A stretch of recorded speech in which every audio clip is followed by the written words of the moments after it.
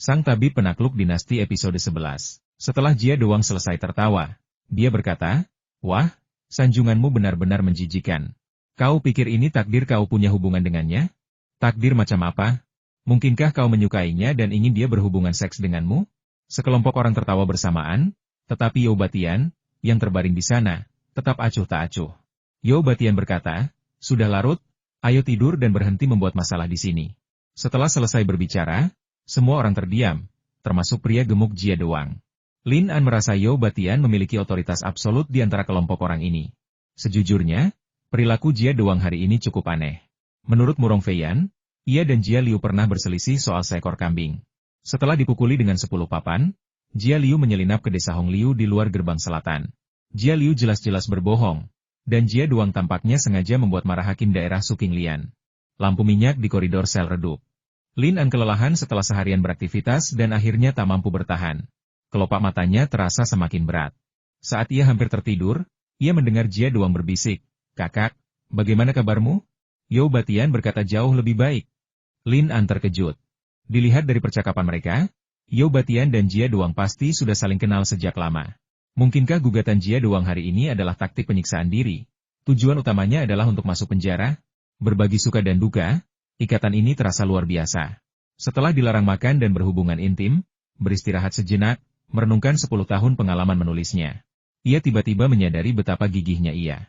Tidak banyak penulis yang mampu bertahan selama 1 dekade, dan bahkan lebih sedikit lagi yang mampu bangkit kembali setelah tersandung. Hal ini menyadarkannya bahwa, di lubuk hatinya, ia adalah orang yang keras kepala dan kuat.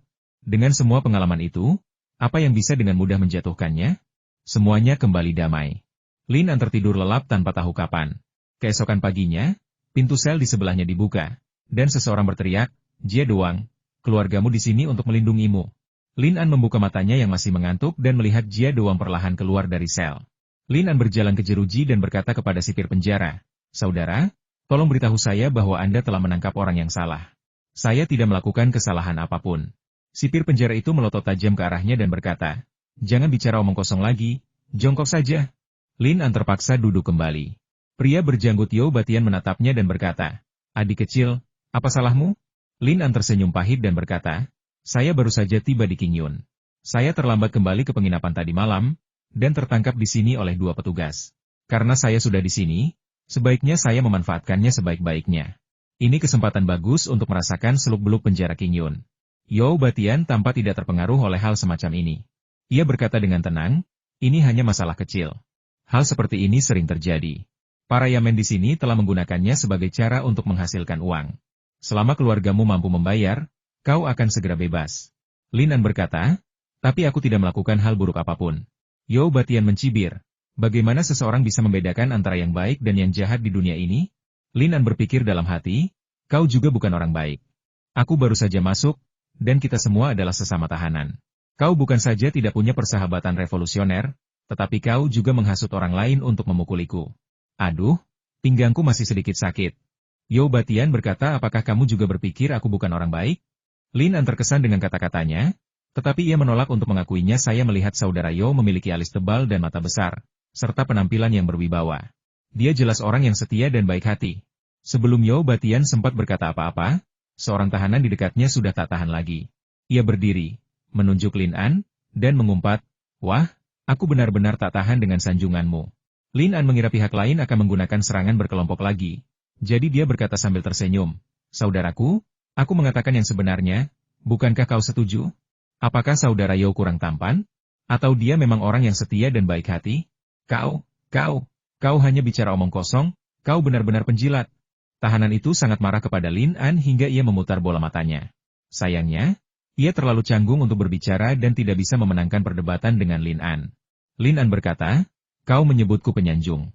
Bukankah itu sama saja dengan menyebut saudara Yo seekor kuda?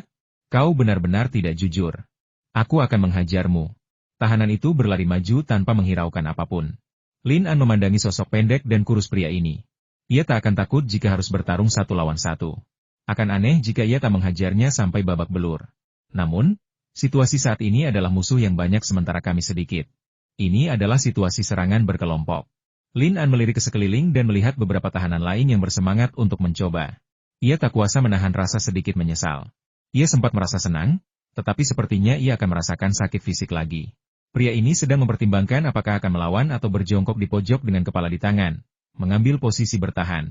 Yao Batian akhirnya berbicara saat itu kita semua berada di perahu yang sama. Wang Jingui, Lin An. Jika ada konflik, selesaikan saja sendiri dan jangan libatkan saudara lain. Lin An tidak salah dengar. Yao Batian jelas tidak mendesak mereka untuk berdamai, melainkan membiarkan mereka berjuang sendiri. Yao Batian memiliki otoritas absolut di sel ini. Dan begitu ia berbicara, orang-orang yang tersisa yang ingin membantu semuanya mundur. Tahanan impulsif, Wang Jingui, amarahnya lenyap sepenuhnya. Ia bukan orang bodoh. Ia hampir satu kepala lebih pendek dari Lin An, dan berat badan mereka jauh lebih tinggi. Ia pasti sudah dipukuli habis-habisan jika bertarung sendirian. Ia telah diuntungkan oleh dukungan kelompok tadi malam, jadi ia langsung menyerbu dan melancarkan beberapa pukulan serta tendangan. Ia adalah tahanan yang paling suka mencari perhatian di sel, dan biasanya paling sering menyanjung Yao Batian. Itulah sebabnya ia begitu marah ketika Lin An baru saja menyanjungnya, karena ia merasa Lin An telah merebut pekerjaannya. Lin An melirik Yao Batian, lalu yang lainnya. Yakin Yao Batian tidak berbohong, ia menghampiri Wang Jingui dengan seringai licik. Ia sudah menahan napas sejak tadi malam. Kau menggunakan taktik pengepungan terhadapku tadi malam, dan kau, monyet kecil tanpa daging di punggungmu, berani mendahuluiku? Hehe. Aku akan menyelesaikan semua dendamku, baik yang lama maupun yang baru, hari ini. Meskipun Wang Jingui sudah lama ingin mundur, ia sungguh tak sanggup lagi. Ia selalu dipandang rendah oleh semua orang di penjara. Akhirnya ia mendapatkan seorang pendatang baru dan merasa punya seseorang untuk meringankan bebannya. Namun, ia tak menyangka bosnya tak mau membelanya dan membiarkan anak ini melawannya sendirian. Kini situasinya terlalu gawat untuk mundur. Wang Jingui tak punya pilihan selain menelan pil pahit dan menerjang maju. Berteriak, "Nak, berlututlah dan mohon ampun secepatnya. Mungkin aku bisa mengampuni nyawamu." Semakin keras ia berteriak, semakin ia merasa bersalah. Lin An tidak terburu-buru untuk memulai. Ketika Wang Jingui berada sekitar 3 kaki darinya, ia melayangkan pukulan lurus ke wajah. Pukulannya bersih dan tajam, tanpa ampun. Konon, ketika Wang Jingui mengepungnya tadi malam, ia adalah yang paling kejam. Pukulan ini merupakan balasan atas niat awalnya. Wang Jingui tersungkur oleh pukulan Lin An. Bekas tinju merah besar muncul di wajahnya. Air mata dan ingus mengalir deras dari matanya. Ia berteriak, "Saudara-saudara." Beberapa tahanan di sekitarnya menatap Yao Batian. Yao Batian menguap malas dan berkata, "Lupakan saja.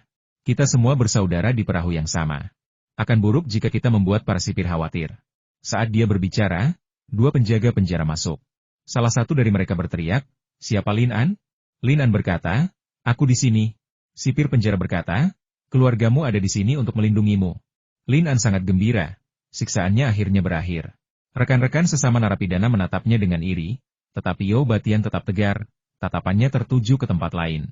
Lin An selalu merasa bahwa Yao Batian memiliki aura yang unik, jauh dari sekadar liar, melainkan semacam kepahlawanan yang kasar dan tak terkekang. Pahlawan selalu mengagumi pahlawan, dan meskipun Lin An bukan pahlawan, ia selalu mengagumi orang-orang dengan semangat yang murah hati ini. Lagi pula, Yao Batian adalah satu-satunya orang di sel yang tidak memukulnya, meskipun ia mungkin menjadi pemicu pembantaian itu. Lin An mendekati Yao Batian dan berkata sambil tersenyum, "Saudara Yao, saya pergi." Yao Batian hanya menoleh saat ini, menatap Lin An, dan berbisik, "Kamu dari Beijing." Yao Batian membuat penilaian ini dari aksennya. Lin An mengangguk, lalu dia ingat bahwa Yao Batian juga memiliki aksen Beijing. "Saudara Yao juga?" Yao Batian berkata, "Selamat tinggal."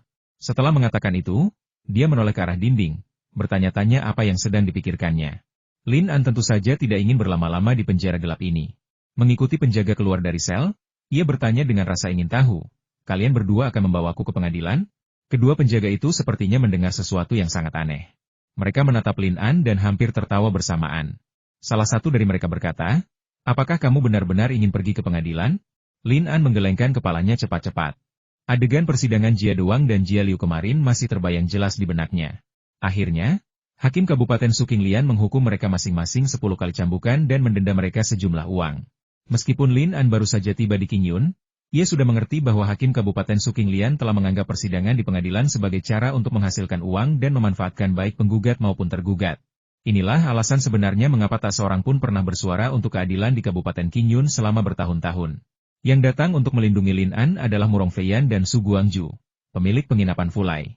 Alasan Su Guangju datang pertama-tama karena ia penduduk setempat dan kurang lebih mengenal kantor pemerintahan, dan kedua, Lin An adalah tamu yang menginap di penginapannya, dan ia datang kali ini untuk membantu membuktikannya.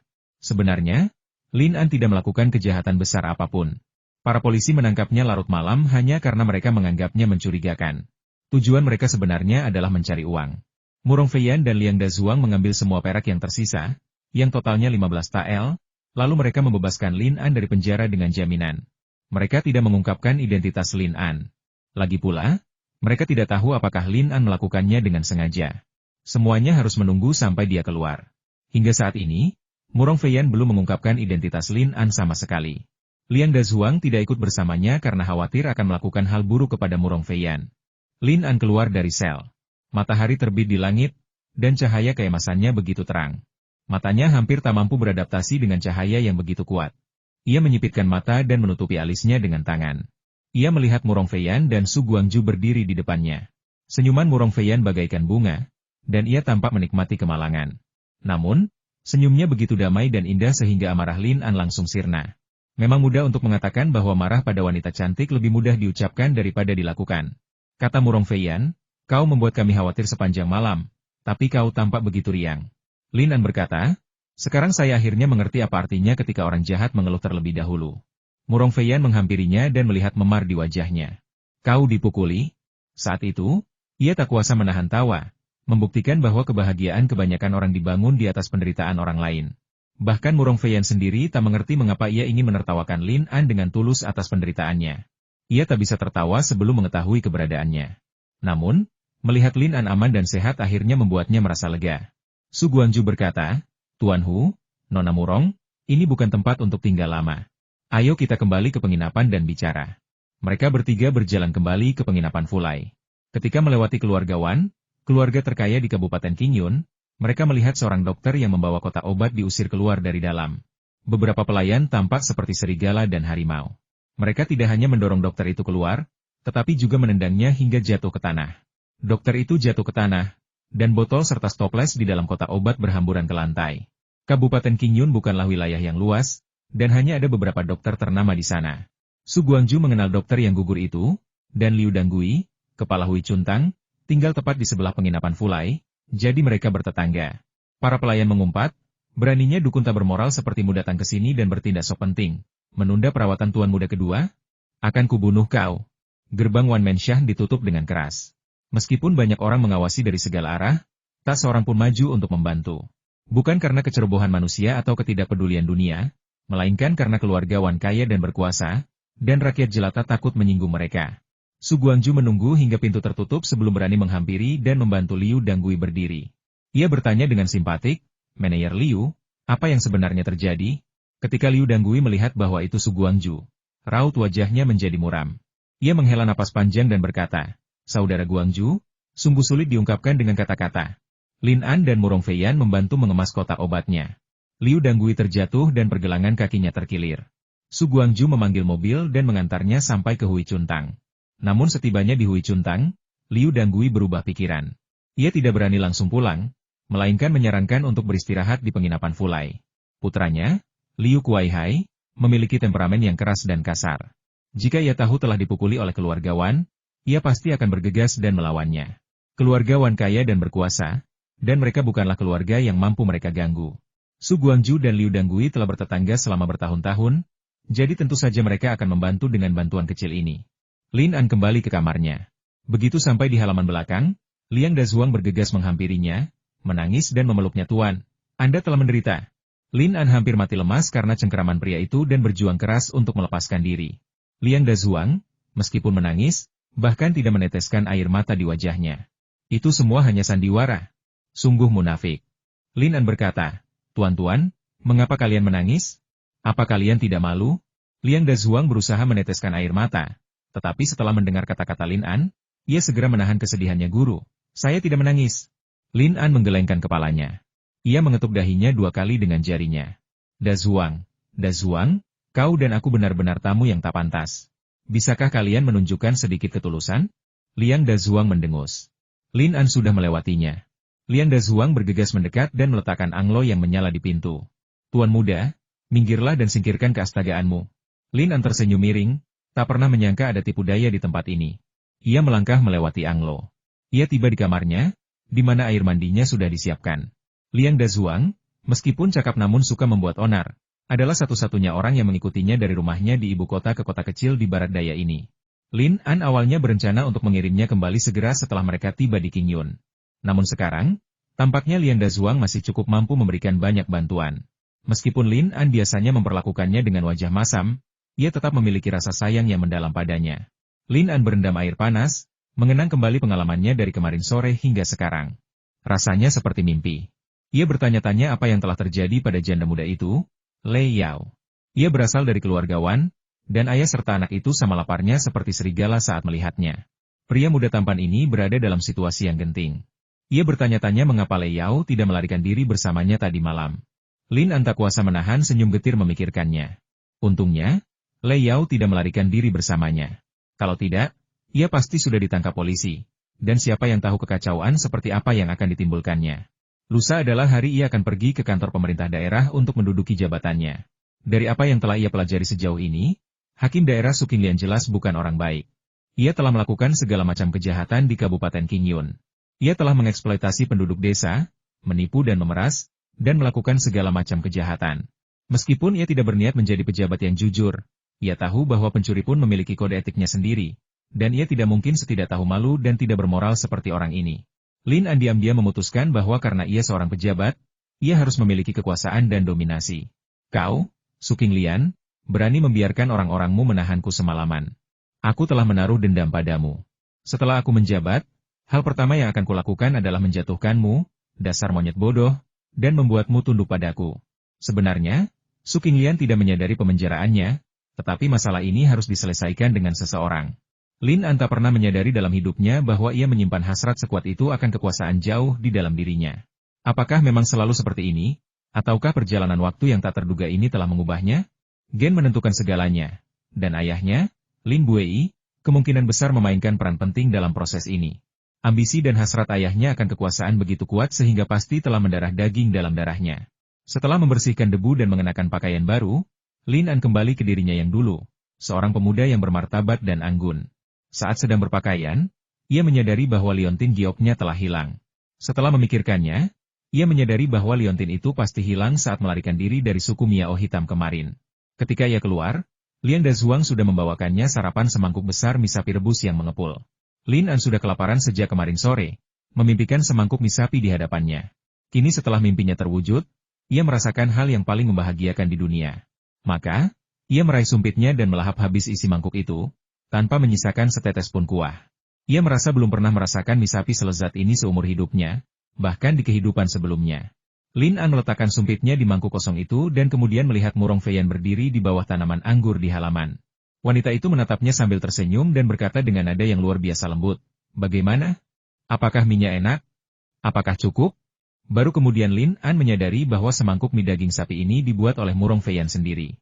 Ia mengangguk dan berkata dengan suara berat, "Rasanya lezat." Senyuman Murong Feiyan semakin lebar. Ia menghampiri dan duduk di hadapan Lin An, meletakkan tangannya di pipi sambil berkata, "Aku turut berduka cita atas kejadian kemarin." Lin An bertanya dengan penuh pengertian, "Apa itu?" Murong Feiyan memutar matanya ke arahnya dan berkata, "Aku tidak tahu adat istiadat orang Miao Hitam. Kupikir ada yang benar-benar ingin merebut pengantinku, jadi aku pergi untuk membela mereka. Aku tidak menyangka ternyata itu hanya lelucon." Lin An tertawa dan berkata, "Aku tidak mengerti mengapa kamu memintaku membawa gadis Miao itu bersamaku terlebih dahulu," kata Murong Feiyan, "Aku ingin melindungimu dan melarikan diri bersama. Tapi aku tak menyangka orang-orang Miao Hitam itu begitu ahli bela diri. Mereka menjeratku dan aku tak bisa melarikan diri. Saat aku berhasil lepas dari mereka, kau dan wanita Miao Hitam itu sudah menghilang tanpa jejak." Lin An tersenyum getir dan berkata, "Kamu masih berani bilang begitu? Akulah sasaran kritikan semua orang kemarin. Bukan aku yang membawanya pergi, tapi dia yang membawaku pergi. Kemana kau melarikan diri? Kenapa kau tiba-tiba menghilang kemudian? Dan kenapa kau ditangkap oleh brigade?" Ia sangat penasaran dengan apa yang dialami Lin An selanjutnya. Lin An tidak bisa menceritakan semua yang terjadi kemarin kepada Murong Feiyan, jadi ia menghela napas dan berkata, "Jangan bahas itu. Aku dan dia bersembunyi di sana-sini, lalu kami melarikan diri secara terpisah. Akhirnya kami lolos dari kejaran orang-orang Miao Hitam. Aku ingin kembali ke penginapan Fulai untuk menemuimu, tetapi aku takut orang-orang Miao Hitam akan menghentikan kami di jalan. Jadi aku mencari tempat persembunyian, lalu kembali ke penginapan dalam kegelapan setelah malam tiba. Siapa sangka, Saat hendak tiba di penginapan Fulai, aku tertangkap oleh 2 polisi. Mereka bilang aku terlihat mencurigakan dan bukan orang baik. Ia sama sekali tidak menceritakan pengalamannya di One Man Shah, tetapi kemampuannya berbohong memang selalu luar biasa, dan itu tidak menimbulkan kecurigaan apapun. Murong Feiyan tertawa dan berkata, "Kau tidak memberitahu mereka bahwa kau adalah hakim daerah yang baru?" Lin An berkata, "Saya melakukannya, tetapi mereka mengatakan saya adalah hakim daerah dan mereka adalah gubernur Siesho. Mereka menjebloskan saya ke penjara tanpa penjelasan apapun." Murong Feiyan mengangguk. Melihat memar di dahi Lin An, ia tak kuasa menahan rasa iba. Lin An mungkin mengatakannya dengan enteng, tetapi ia pasti telah menanggung banyak kesulitan tadi malam. Bagi seorang pemuda manja seperti dirinya, bisa begitu ceria dan riang saat ini sungguh luar biasa. Semakin banyak waktu yang dihabiskannya bersama Lin An, semakin ia menemukan sisi baiknya. Ia berbisik, "Apakah ada orang di sel yang menindasmu?" Lin An tersenyum dan berkata, "Berkah tersembunyi. Kalau bukan karena kejadian kemarin, saya tidak akan tahu ada begitu banyak hal mencurigakan di Kabupaten Qingyun." Ia tidak mengatakan sepatah kata pun tentang pemukulan berkelompok yang dialaminya di penjara. Lagi pula, kejadian itu sudah berlalu, dan membicarakannya hanya akan membuatnya kehilangan muka. Murong Feiyan menatap mata Lin An, mencoba memahami pikirannya. Namun, meskipun masih muda, Lin An adalah orang yang licik, dan sulit untuk membaca pikirannya. "Apakah kamu sudah memutuskan?" Lin An tersenyum dan berkata, "Apa idemu? Anda datang ke Qingyun untuk menjabat sebagai hakim daerah. Tugas Anda adalah untuk memberi manfaat bagi rakyat. Menyaksikan semua fenomena yang tidak masuk akal dan aneh di sini, tidakkah Anda ingin melakukan sesuatu?" Lin An menguap malas dan berkata, "Aku tidak pernah punya ambisi. Aku hanya hidup pas-pasan. Aku datang ke Qingyun untuk menikmati hidup, bukan untuk membantu siapapun. Masa jabatan 3 tahunku telah berlalu begitu cepat. Aku punya waktu untuk bepergian, makan, minum, dan bersenang-senang. Bukankah itu luar biasa?" Mengingat temperamennya di masa lalu, mendengar kata-kata sedih seperti itu pasti akan membuatnya membanting meja dengan marah. Namun, kini ia tidak menunjukkan kemarahan apapun. Ia tersenyum dan berkata, "Kau selalu mengatakan satu hal di depanku dan hal lain di belakangku. Jika aku membiarkanmu hidup dalam keadaan linglung setiap hari, aku khawatir kau pun tidak akan setuju." Lin An berkata, "Kau bicara seolah-olah kau mengenalku dengan sangat baik. Padahal aku memang bukan orang baik." Ia berdiri dan berjalan menuju aula depan. Liu Danggui sudah berganti pakaian bersih dan duduk di aula depan, menyeruput teh. Ia terkejut. Pergelangan kaki kanannya yang terkilir mudah dijelaskan, tetapi wajahnya juga tergores saat jatuh, dan ia khawatir tidak akan mudah untuk menutupinya. Ia menghela napas dan berkata, "Saudara Guangju, tolong jelaskan kepada Kuang Hai nanti bahwa Anda melihat saya jatuh secara tidak sengaja." Su Guangju dan para tetangganya sudah tahu tentang sifat keras kepala putranya selama bertahun-tahun. Mereka mengangguk dan berkata, "Jangan khawatir. Aku akan mengatakan apapun yang kau inginkan." Lin An datang ke aula depan dan bertanya sambil tersenyum, "Bagaimana kabar Tuan Liu?" Liu Danggui buru-buru berdiri dan memberi hormat. "Terima kasih, Guru Hu, atas perhatian Anda. Semuanya sudah beres." Lin An tahu pergelangan kakinya terkilir dan memintanya untuk segera duduk. Lin An datang ke sini untuk merawat Liu Danggui, tetapi ia sebenarnya ingin tahu tentang situasi di One Man Shah. Su Guangju menuangkan secangkir teh untuknya. Lin An memanfaatkan kesempatan itu untuk duduk dan menyesap tehnya. Mengapa keluarga Wan begitu tidak masuk akal? Apakah mereka masih menghormati keadilan? Pernyataan ini membangkitkan gelombang kesedihan bagi Liu Danggui, yang mendesah, "Jangan salahkan mereka, salahkan aku. Kalau aku tidak mampu melakukannya, aku tidak akan pergi menemuinya." Lin An berpura-pura terkejut dan bertanya, "Apakah ada orang di keluarga Wan yang sakit?" Liu Danggui mengangguk dan berkata, "Tuan muda kedua dari keluarga Wan, Wan Tingseng." Lin An tahu segalanya. Tadi malam, ia telah memberikan pukulan telak kepada Wan Tingseng. Karena khawatir akan terjadi komplikasi, ia mengerahkan seluruh tenaganya, dan pukulan itu begitu hebat sehingga pria itu bahkan belum terbangun saat ia melarikan diri dari kediaman Wan. Lin An awalnya khawatir ia telah memukul Wan Tingseng terlalu keras, dan ia telah membunuhnya. Tetapi sekarang tampaknya Wan Tingseng masih hidup. Liu Danggui berkata, "Wan Tingseng mengalami cedera luar. Menurut keluarganya, ia jatuh dari pohon tadi malam dan tidak sadarkan diri sejak saat itu." Lin An terkekeh dalam hati, "Jatuh dari pohon? Mana mungkin? Sepertinya keluarga Wan takut skandal mereka terbongkar, jadi mereka mengarang kebohongan." Ia perlahan meletakkan cangkir tehnya dan berkata, "Keluarga Wan punya kompleks yang luas dan banyak pelayan. Mereka tampak sangat kaya." Su Guangju berkata, "Tuan Lin benar. Keluarga Wan adalah yang terkaya di Kabupaten Qingyun. Kepala keluarga Wan adalah Wan Boping.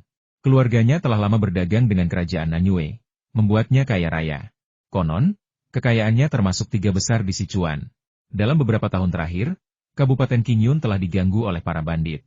Banyak pedagang telah dirampok, tetapi karavan keluarga Wan terhindar dari kerugian yang signifikan. Lin An mendengar bahwa kata-kata Su Guangju penuh dengan makna tersembunyi, seolah-olah dia menyiratkan bahwa keluarga Wan berkolusi dengan MAZ. Su Guangju tidak menjelaskan lebih lanjut, tetapi berbisik, kemudian, dia menyumbangkan banyak uang. Bahkan hakim daerah Qingyun pun akan menunjukkan rasa hormat kepadanya ketika bertemu dengannya. Lin An mencibir, seorang bangsawan desa, tidak lebih penting dari seorang pejabat lokal. Liu Danggui berkata, Tuan Hu, Anda tidak tahu bahwa Wan Yuanwei ini memiliki seorang saudara perempuan yang menikah dengan Yang Dao Quan, Gubernur Xiesho. Qingyun berada di bawah yurisdiksi Xiesho. Tentu saja, Wan Yuanwei tidak akan menganggap serius para pejabat setempat.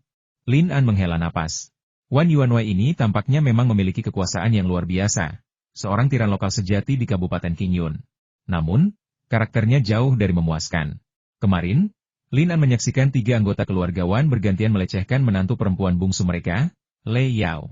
Meskipun boleh saja menyebut kedua putranya tak tahu malu dan hina, Wan Boping, sebagai ayah mertua, juga bisa saja menggoda menantu perempuannya sendiri. Ia lebih buruk daripada babi atau anjing. Lin An bertanya, sepertinya keluarga Wan memiliki lebih dari 1 putra, kan? Su Guangju berkata, keluarga Wan memiliki 3 putra, tetapi putra ketiganya bodoh dan menderita kusta. Pada bulan Januari tahun ini, Tuan Wan mengatur pernikahan kejutan untuk putra ketiganya, Wan Tingguang. Namun, pada hari menantu perempuannya masuk ke dalam keluarga, putra ketiganya meninggal, bahkan sebelum ia sempat memasuki kamar pengantin. Lin An merasa semakin iba terhadap nasib Lei Yao saat memikirkannya. Jika Wan Tingguang bahkan belum memasuki kamar pengantin, maka Lei Yao masih perawan. Lin An tak kuasa menahan senyum bahagianya. Ia sendiri tak mengerti mengapa ia begitu bahagia. Sekalipun Lei Yao masih perawan, rasanya hal itu tak penting baginya. Liu Danggui berkata, tidak ada alasan untuk merayakan. Obat tidak menyembuhkan penyakit. Bagaimana kebahagiaan bisa menyembuhkan penyakit? Saya ada di sana ketika Wan Tingguang meninggal. Dia tidak bisa berhenti batuk sambil minum anggur pernikahan. Mungkin dia terlalu gembira. Dia meninggal bahkan sebelum sempat dibawa kembali ke kamarnya. Su Guangju menghela napas dan berkata, kasihan putri kesayangan Lei Xiucai. Liu Danggui berkata, sejujurnya, Nona Lei ini orang yang kurang beruntung. Orang tuanya meninggal karena dia. Karena tidak punya uang untuk menguburkan mereka, dia menjual jasadnya dan menikah dengan keluarga Wan. Tepat setelah masuk keluarga itu, suaminya meninggal. Sekarang, tuan muda kedua dari keluarga Wan mengalami hal yang sama. Lin An tertawa dan berkata, Tuan Liu baru saja bilang dia tidak percaya pada hal-hal seperti kejutan keberuntungan. Apakah Tuan Liu benar-benar percaya bahwa ada orang yang terlahir astaga? Liu Danggui hendak menjawab ketika dia mendengar suara keras dari luar. Ayah, ada apa denganmu? Seorang pria kekar, tinggi sekitar 2 meter, masuk dari luar. Usianya sekitar 10 tahun, berbahu lebar dan berpinggang besar. Ia mengenakan selempang putih dan celana panjang biru tua, memperlihatkan 2 lengannya yang berotot. Ia berlari kecil memasuki penginapan, langkah kakinya terasa berat, membuat lantai berdebum. Pria itu adalah putra Liu Danggui, Liu Kuanghai. Liu Danggui berkata, tidak apa-apa, aku hanya terkilir kakiku secara tidak sengaja. Liu Kuanhai berlutut dengan satu kaki sambil mengelus-elus, memegangi kaki ayahnya dengan kedua tangan, dan berkata, ayah, kaki yang mana yang terluka? Kegugupannya tak terlukiskan, dan jelas terlihat bahwa ia sangat berbakti kepada orang tua. Liu Danggui tersenyum dan berkata, tidak ada yang serius. Saya hanya tidak sengaja terpeleset dan jatuh. Untungnya, saya bertemu Paman Su dan Tuan Lin ini. Mereka membantu saya kembali. Liu Kuanhai buru-buru berterima kasih kepada mereka berdua. Karena Su Guangju dan Lin An telah bersaksi, Liu Kuanhai tidak curiga dan meninggalkan penginapan Fulai dengan ayahnya di punggungnya. Tak lama setelah keluarga Liu pergi, Lin An meninggalkan penginapan Fulai sendirian. Ia baru berjalan beberapa langkah ketika melihat Murong Feiyan bergegas menghampiri. Ia tersenyum dan bertanya, ada apa?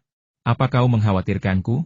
Murong Feiyan berpura-pura acuh tak acuh, aku khawatir kamu akan keluar dan melakukan sesuatu yang buruk.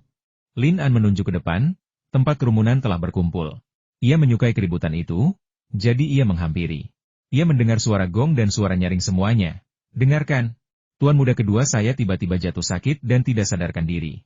Siapapun yang dapat menyembuhkannya akan diberi hadiah besar oleh ayah saya 100 tael emas. Astaga! Gong lain berbunyi. Meskipun Lin An tidak melihat pengumuman hadiah dengan jelas, ia mendengar bahwa 100 tael emas adalah jumlah yang cukup besar. Melihat sekeliling Kabupaten Qingyun, hanya keluarga Wan yang bisa begitu murah hati. Kerumunan penonton datang dan pergi dengan cepat. Meskipun hadiahnya menggiurkan, Tak seorang pun mampu menyembuhkan putra kedua keluargawan.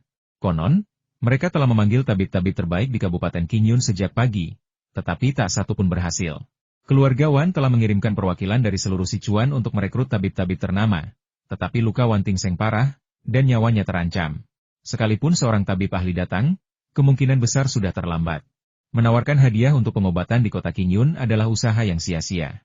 Lin An menatap pengumuman hadiah itu, dagunya bersandar di kepalanya, tenggelam dalam pikirannya. Setelah selesai membacanya, Murong Feiyan mengamatinya dari samping.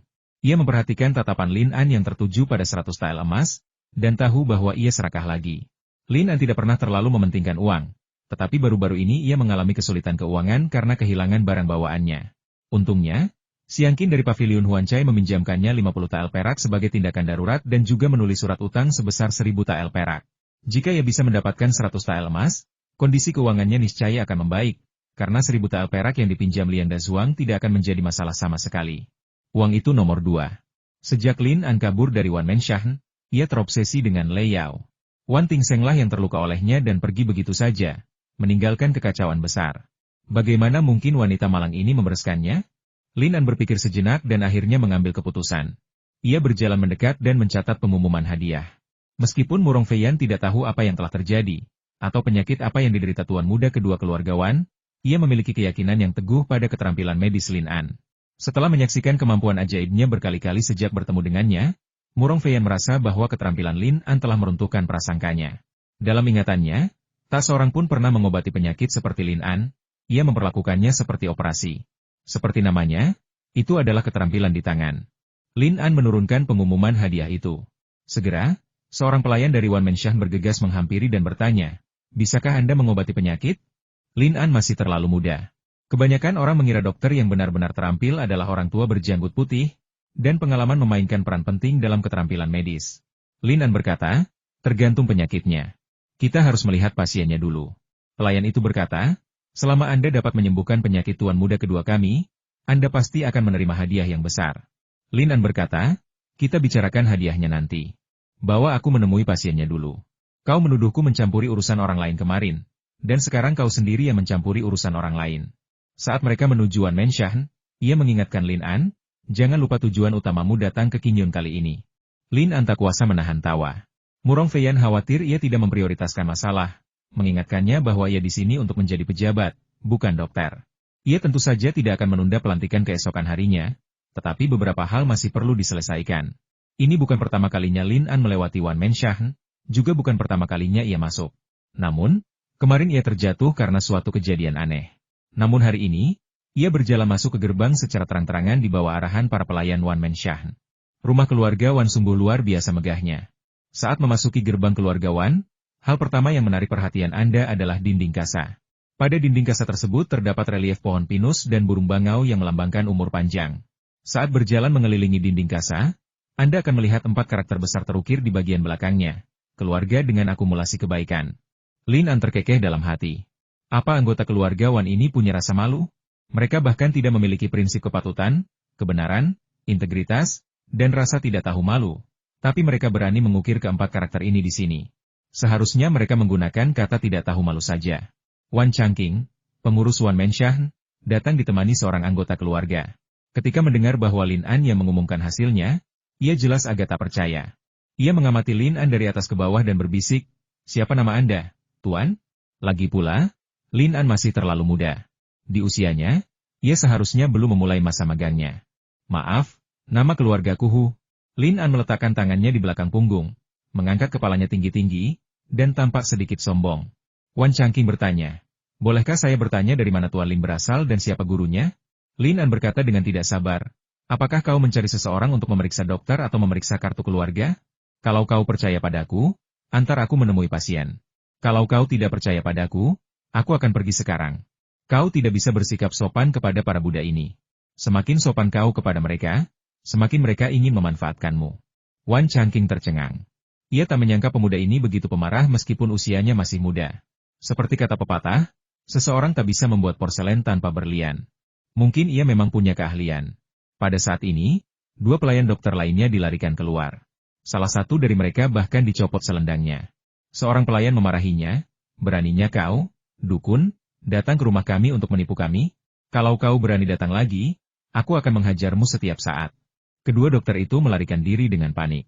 Wan Changqing melirik ke sana, menyeringai, lalu tatapannya jatuh ke wajah Lin An. Maknanya jelas jika kau tidak punya keahlian dan ingin datang ke sini untuk menipu, nasibmu akan sama dengan mereka. Meskipun Wan Changqing tidak yakin dalam hatinya bahwa pemuda ini memiliki keterampilan medis yang hebat, dalam situasi saat ini, tuan muda kedua berada dalam bahaya, jadi ia mencoba segala cara yang mungkin. Seperti kata pepatah, jika ada kuda yang sekarat, cobalah dulu. Tidak ada salahnya meminta lebih banyak orang untuk mendiagnosis penyakitnya. Lin An mengikuti Wan Changqing ke kediaman Wan Tingseng. Rumah besar Wan sangat besar, seluas lebih dari 30 hektar dan jauh lebih mengesankan daripada kantor pemerintah daerah. Bagian depan adalah tempat para tamu dan pertemuan diadakan, sementara seluruh keluarga Wan tinggal di halaman belakang, yang terbagi menjadi 5 area terpisah, berpusat di sekitar taman belakang. Tuan Wan tinggal di rumah besar yang menghadap ke selatan.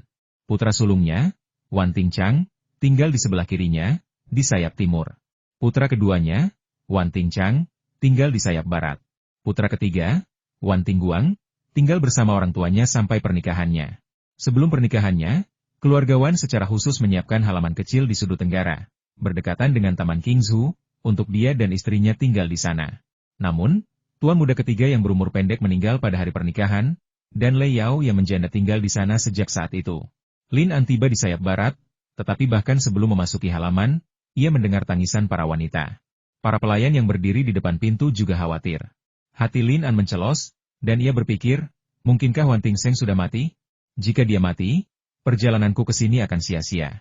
Memasuki halaman barat, Wan Boping dan putra sulungnya, Wan Tingchang, berdiri di sana dengan wajah muram.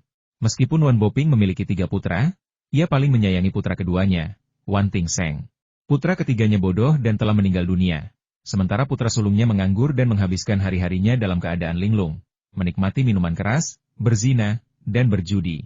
Bisa dibilang Wan Boping telah menggantungkan semua harapannya untuk bisnis keluarga pada putra keduanya. Siapa sangka putra keduanya akan bernasib seperti itu? Meskipun Wan Tingchang cemberut di samping ayahnya, ia sebenarnya sangat gembira. Seringkali, semakin kaya keluarganya, semakin lemah rasa sayang antar saudara. Wan Tingchang tahu ia tidak disukai ayahnya, dan kekayaan keluarga Wan kemungkinan besar akan jatuh ke tangan putra keduanya. Jauh di lubuk hatinya, ia merindukan kematian dini putranya, dan kini, yang mengejutkannya, mimpinya telah menjadi kenyataan. Jika putra keduanya benar-benar meninggal, ia akan menjadi putra tunggal dalam keluarga, dan seluruh kekayaan keluarga Wan akan jatuh ke tangannya sendiri. Semakin ia memikirkannya, semakin ia merasa puas diri, hampir tertawa terbahak-bahak. Wan Boping jelas tidak senang melihat Wan Changqing mengundang dokter semuda itu, dan Wan Tingchang akhirnya menemukan cara untuk pamer. Tentu saja, ia memanfaatkan situasi itu dan menunjuk hidung Wan Changqing sambil memarahinya. Kau punya otak? Kau benar-benar mengundang anak nakal yang masih labil untuk mengobatimu? Kau telah menunda kondisi adikku. Aku akan menuntutmu. Ia bersikap seolah-olah ia sangat peduli dengan kondisi adiknya. Wan Changqing terkulai diam, kepalanya terkulai. Namun, Murong Feiyan tak tahan lagi melihatnya. Bukan karena ia tak tahan melihat Wan Changqing dimarahi, melainkan karena kata-kata Wan Tingchang telah menghina Lin An. Ia berkata dengan dingin, jangan menilai seseorang dari penampilannya. Jangan menilai kemampuan seseorang hanya karena usianya yang muda. Dan jangan berasumsi mereka baik hanya karena mereka tampak saleh. Siapa tahu kalau mereka benar-benar terlibat dalam bisnis tercela dan keji seperti pencuri dan pelacur? Kata-kata Murong Feiyan hanyalah kilatan amarah, tetapi siapa sangka kata-kata itu akan menyentuh hati ayah dan anak dari keluarga Wan. Tatapan kedua pria itu tertuju padanya. Tatapan mereka tajam. Mereka langsung menyadari bahwa Murong Feiyan adalah seorang perempuan yang menyamar sebagai laki-laki, dan mereka berdua berpikir, hampir bersamaan, cantik sekali. Lin An berkata, bagus sekali, Feiyan. Karena orang-orang tidak mempercayai kita tidak perlu tinggal di sini dan dipandang rendah. Ayo pergi. Ia berbalik dan memberi isyarat untuk pergi. Sebenarnya, ia tidak peduli dengan hidup atau mati Wan Tingseng. Alasan ia datang ke sini adalah karena Lei Yao. Wan Boping kini putus asa, mencari pertolongan medis dari segala penjuru. Ia telah memanggil semua dokter ternama di Kabupaten Qingyun, tetapi tak satu pun yang dapat membantu. Semuanya yakin putranya akan celaka. Ia telah mengirim perwakilan ke berbagai lokasi untuk mencari dokter-dokter ternama, tetapi perjalanan pulangnya masih belum pasti. Sekalipun ia dapat menemukan dokter yang ahli, kemungkinan besar sudah terlambat saat mereka tiba di Qingyun. Wan Boping buru-buru berkata, Tuan, mohon tunggu. Lin An hanya membual. Tetapi ketika mendengar kata-kata Wan Boping, ia langsung berhenti Tuan Wan. Apakah ada hal lain yang ingin Anda tanyakan? Wan Boping dikenal karena sifatnya yang arogan. Ia tak akan pernah menundukkan kepala kecuali tak punya pilihan lain. Dengan nyawa putra kesayangannya yang dipertaruhkan, ia kehilangan harga dirinya. Wan Boping memaksakan senyum dan berkata, "Tuan Hu, silakan tinggal. Saya harap Anda tidak keberatan dengan kata-kata dan tindakan saya yang kasar." Mendengar ayahnya berbicara begitu rendah hati, Wan Tincang tak kuasa menahan amarah dan wajahnya membiru. Ia tak habis pikir mengapa ayahnya begitu rendah hati kepada seorang dokter muda. Lin An melirik Wan Tincang dan berkata, "Jika seorang anak tidak terdidik dengan baik, itu adalah kesalahan ayahnya. Tuan Wan harus merenungkan hal ini." Baik Wan Boping maupun putranya sangat marah. Wan Boping meredam amarah putranya dengan tatapan mata, berpikir dalam hati, "Siapa kau, nak? Sombong sekali. Berani-beraninya kau menceramahiku? Kalau kau memang punya kemampuan, tidak apa-apa. Tapi kalau kau tidak bisa menyembuhkan putraku, aku akan membalas dendam padamu." Tak seorang pun di Qingyun berani menentangku. Namun, ia khawatir dengan kondisi putranya, jadi ia menahan amarahnya dan tersenyum. Baru saat itulah Lin An setuju masuk ruangan untuk memeriksa Wan Tingseng. Ada banyak perempuan dari keluarga Wan. Yang paling sedih menangis di samping tempat tidur adalah ibu Wan Tingseng. Istri Wan Tingseng dan dua pelayannya juga menangis di sampingnya. Para pelayan itu sebenarnya adalah selir-selirnya. Mereka telah melangsungkan pernikahan, tetapi upacara pernikahan belum digelar. Wan Boping sangat sedih ketika melihat para perempuan di ruangan itu menangis sejadi-jadinya hingga tak kuasa menahan tangis. Ia melambaikan tangannya dan berkata, "Menangis, menangis, menangis. Kalian hanya perlu menangis. Keluar dari sini." Nyonya Wan adalah wanita yang anggun, tetapi matanya merah karena menangisi perselingkuhan putranya. Ia terisak, "Tidak bisakah aku menangis untuk putraku? Jika terjadi sesuatu padanya, aku tidak akan pernah memaafkanmu." Setelah akhirnya meminta para wanita itu pergi, Lin An datang ke samping tempat tidur dan melihat Wan Tingseng terbaring tegap. Pertama-tama, ia menggunakan tangannya untuk merasakan napas dan denyut nadinya guna memastikan bahwa ia masih bernapas dan detak jantungnya masih normal. Jadi ia seharusnya belum meninggal. Kemudian, ia membuka kelopak matanya untuk melihat pupilnya. Pupilnya tidak melebar, dan Lin An punya sedikit gambaran. Lin An kemudian mulai memeriksa luka-luka Wan Tingseng. Awalnya ia mengira Wan Tingseng terkena tongkatnya di dahi, sehingga ia menjadi seperti ini. Namun setelah pemeriksaan yang sebenarnya, ia menemukan bahwa Wan Tingseng memiliki lebih dari satu luka di tubuhnya. Ada lebih dari 10 memar di tubuhnya, dan luka terakhir ada di pelipis kirinya. Dengan kata lain, bukan tongkatnya yang memukulnya seperti ini. Mengingat kembali tadi malam, selain dirinya, Lei Yao juga ada di sana. Lei Yao lemah dan tak berdaya, dan mereka sedang bersama saat itu. Tidak ada alasan baginya untuk berbalik dan menyerangnya setelah ia pergi. Dan seharusnya ia tidak mengerahkan begitu banyak kekuatan. Sepertinya orang lain yang melakukannya. Karena Wan Tingseng sudah koma, dia hanya bisa bertanya kepada orang lain tentang kondisinya. Wan Boping berkata, "Dia tidak sengaja jatuh di halaman tadi malam, dan beginilah kami menemukannya." Faktanya, ketika Wan Tingseng ditemukan, dia mengenakan pakaian hitam dan topeng. Keluarga Wan mengira itu adalah pencuri. Wan Boping jelas-jelas berbohong. Lebih penting lagi, aib keluarga tidak boleh dipublikasikan, dan hal seperti ini sungguh memalukan untuk dibicarakan. Lin An menggelengkan kepala dan berkata, "Jatuh? Sepertinya tidak. Maaf kalau saya terus terang, tapi Tuan Wan punya banyak bekas luka di tubuh dan kepalanya. Bekas luka itu sama sekali bukan karena jatuh, melainkan karena dipukuli." Lin An tentu saja paham betul tentang hal ini, tetapi ia baru memukul Wan Tingseng dengan tongkat tadi malam. Dilihat dari kondisi Wan Tingseng saat ini, kemungkinan besar setelah ia menyeretnya, seseorang memanfaatkan kesempatan itu untuk menyerangnya. Wan Tincang, yang berdiri di sampingnya, bertanya dengan marah, "Apa kau tahu cara merawat pasien? Nyawa adikku sedang di ujung tanduk, dan kau hanya membicarakan hal-hal yang tidak relevan, menunda perawatannya. Apa kau bisa menangani ini?" Lin An menatapnya dengan dingin dan berkata, "Jika aku tidak bisa menyembuhkannya, aku khawatir tidak ada seorang pun di dunia ini yang bisa menyelamatkannya." Ia mengatakannya dengan penuh keyakinan dan tekad. Selain Murong Feiyan, yang telah menyaksikan keterampilan ajaibnya, semua orang menganggap dokter muda itu terlalu arogan. Lin An hanya mencoba mengejutkan mereka. Kata-katanya sama sekali tidak dibesar-besarkan. Bedah sangat terbelakang di benua ini. Meskipun kurangnya peralatan pengujian modern, Lin An tetap membuat diagnosis awal berdasarkan gejala Wan Tingseng. Wan Tingseng kemungkinan menderita hematoma epidural akibat trauma. Hematoma epidural adalah hematoma yang terletak di antara lempeng bagian dalam tengkorak dan dura mater, dan lebih umum terjadi pada permukaan cembung hemisfer supratentorial. Hematoma ini menyumbang sekitar 30% dari hematoma intrakranial traumatis dan memiliki onset akut. Pembentukan hematoma berkaitan erat dengan cedera kranial, Karena fraktur atau deformasi sementara tengkorak akibat trauma dapat merobek arteri dural atau sinus vena yang terletak di alur tulang, menyebabkan perdarahan atau pendarahan pada lempeng yang retak. Meskipun kepercayaan diri Lin An yang kuat mungkin sedikit arogan, kepercayaan dirinya juga mengejutkan banyak orang yang hadir. Wan Boping bertanya dengan suara rendah, "Maaf, Tuan, penyakit apa yang diderita anak saya?" Lin An berkata dia mengalami pendarahan otak akibat dipukul di kepala dengan benda tumpul. Gumpalan darah yang terbentuk menekan otak, menyebabkan koma akut. "Untungnya, kau bertemu denganku. Kalau tidak, bahkan dewa pun tidak akan mampu menyelamatkannya." Kata-kata ini jelas menyiratkan bahwa dia lebih kuat daripada dewa. Keluarga Wan saling berpandangan, bertanya-tanya dari mana dokter muda ini mendapatkan kepercayaan diri sebesar itu. Mungkinkah dia benar-benar memiliki kemampuan sehebat itu? Wan Boping berkata, "Tolong rawat putraku sesegera mungkin." Meskipun dia tidak tahu seberapa kuat Lin An, yang paling dia inginkan adalah menyelamatkan putranya. Lin An tersenyum tipis, dan melihat kursi di sampingnya kosong, dia perlahan berjalan mendekat dan duduk di sana. Wan Boping mengedipkan mata, dan pelayan Wan Changchun bergegas menyajikan teh. Lin An mengambil cangkir teh dan menyesapnya perlahan. Wan Boping yang telah bertahun-tahun berkecimpung di dunia bisnis pun langsung mengerti maksudnya dan berbisik, "Tuan, kalau Anda bisa menyembuhkan anak saya akan membayar Anda 100 tael emas." Lin An terkekeh dan berkata, "Apakah nyawa tuan muda kedua hanya bernilai 100 tael emas?" Wan Boping mengutuk anak laki-laki itu atas kekejamannya. Tidak hanya di Kabupaten Qingyun, tetapi di seluruh Sichuan, hanya ada segelintir orang yang mampu membayar biaya pengobatan seperti ini. Padahal, aku bahkan tidak tahu seberapa terampilnya dirimu, dan kau sudah meminta terlalu banyak. Namun Wan Boping tidak punya pilihan lain. Melihat Lin An berbicara dengan begitu percaya diri, ia hanya bisa berharap. Bagaimanapun ia harus menyetujuinya. "Kau hanya seorang dokter. Sembuhkan anakku, dan kita bicara nanti. Jika kau tidak memiliki keterampilan, aku tidak akan membiarkanmu." Wan Boping berkata, "Asalkan kau bisa menyembuhkan anakku, aku akan membayarmu tambahan 100 tael." Lin An berkata, "Kata-kata saja tidak cukup.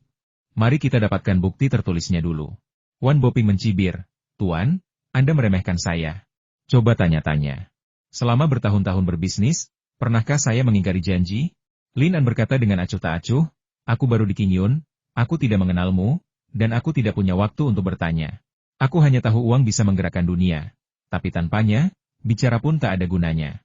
Wan Tingchang bertanya, "Bagaimana kami tahu kau bisa menyembuhkan adikku? Apa buktinya?"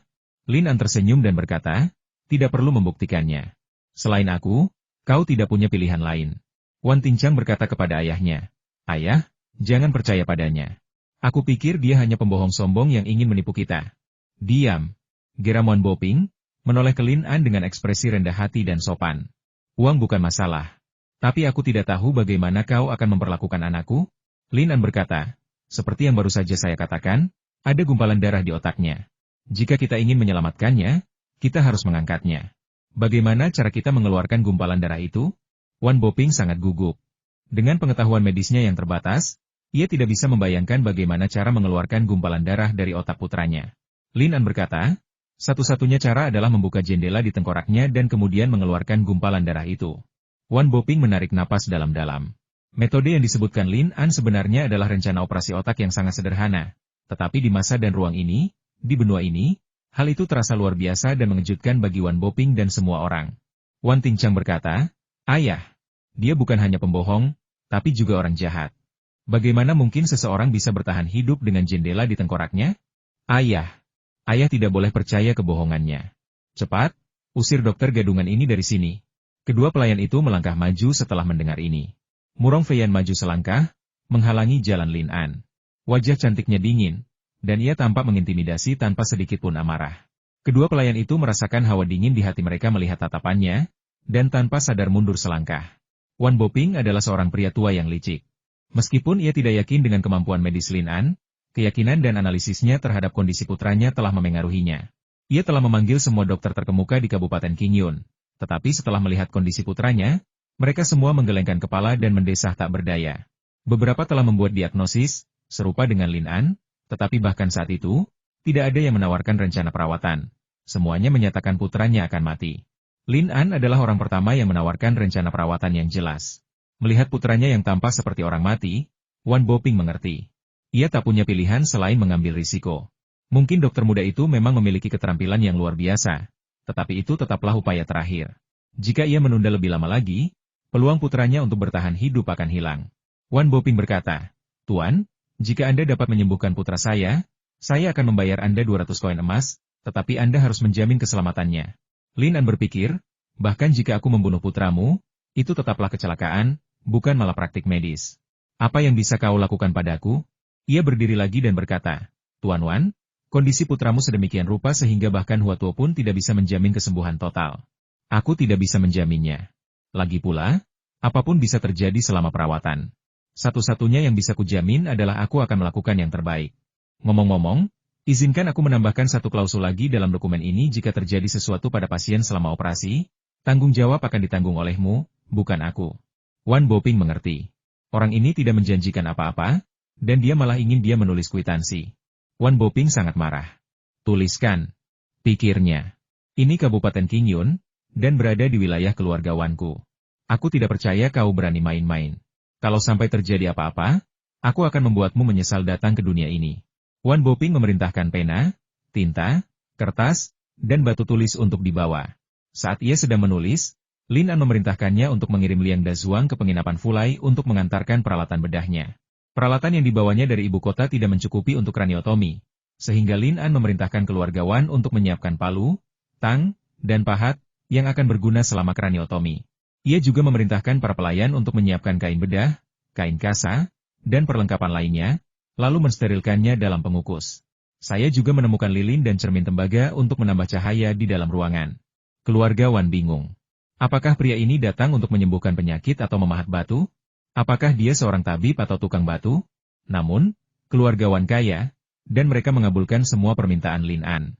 Setelah semuanya siap, Lin An terlebih dahulu meminta tukang cukur yang telah ia temui sebelumnya untuk mencukur bersih rambut Wan Ting Seng. Ini bukan lelucon. Ini disebut persiapan kulit dalam dunia kedokteran. Tujuannya adalah untuk membuka area operasi sepenuhnya guna menghindari infeksi selama dan setelah operasi. Murong Feiyan membantu dari samping.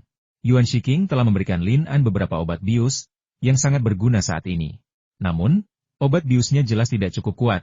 Jadi Lin An meminta bantuan Murong Feiyan untuk menekan titik akupuntur Wan Ting Seng agar tidak terjadi kesalahan.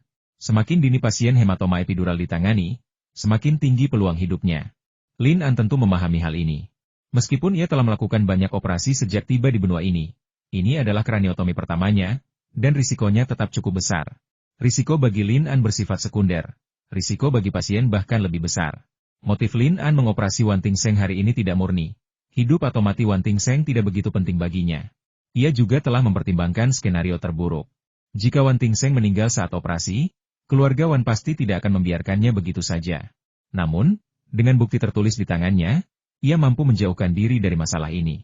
Sekalipun keluarga Wan ingin menindas mereka, aku akan mengungkapkan identitas asliku, dan kalian tidak akan berani menyentuhku.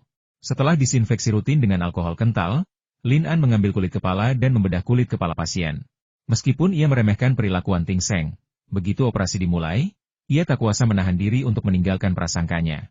Di mata seorang dokter sejati, tidak ada pasien yang baik atau buruk. Tugas seorang dokter adalah menyelamatkan nyawa orang yang ada di hadapannya. Ia bertanggung jawab untuk menyelamatkan yang sekarat dan yang terluka.